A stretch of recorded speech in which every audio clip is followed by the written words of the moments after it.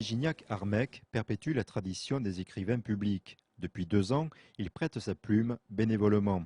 Il prête ses mots à des personnes parfois en situation de blocage face à l'écriture, mais surtout désemparées face à des procédures administratives. En tant que citoyen, je ne connais pas tout.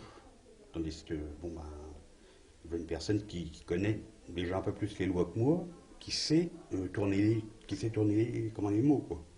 Comment il faut faire, ceci, cela. Licenciement économique, problème d'héritage, lettres au ministre, pas facile de trouver le mot juste. Alors, après avoir recueilli les arguments, l'écrivain public remet la lettre le plus rapidement possible. Donc je vais vous préparer ce courrier. Vous l'aurez demain, vous le prendrez à l'accueil de la mairie.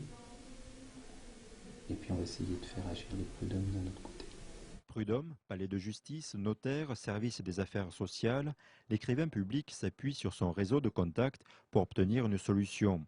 Parfois, un coup de fil suffit pour mettre fin à la détresse de ses interlocuteurs.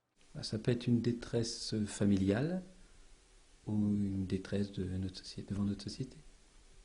Qu'est-ce que vous voulez dire par là? La peur du lendemain, la précarité. On cherche des aides, mais pas uniquement des aides financières, ça peut être toute autre chose, une aide morale. Et ça vous a surpris de constater cela? Oui, je pensais que Sainte-Savine était à l'abri de ça. Je voyais une ville tranquille, et en fait je m'aperçois qu'il y a des gens en difficulté et qu'on ne le sait pas toujours. À Sainte-Savine, chaque semaine, 2 personnes demandent le soutien de l'écrivain public. Parfois, Virginiac Armec se déplace au chevet de personnes dépendantes. Parfois aussi, il utilise sa plume pour des mots doux. Quelqu'un qui était amoureux de sa voisine, qui était très ami avec, mais qui voulait aller plus loin, qui ne voulait pas le lui dire directement. Donc c'était sous forme, on va dire, de poème. Une permanence a été mise en place le lundi matin par le service des affaires sociales de Sainte-Savine. L'écrivain, lui, répond aux problèmes des Aubois pour tout le département.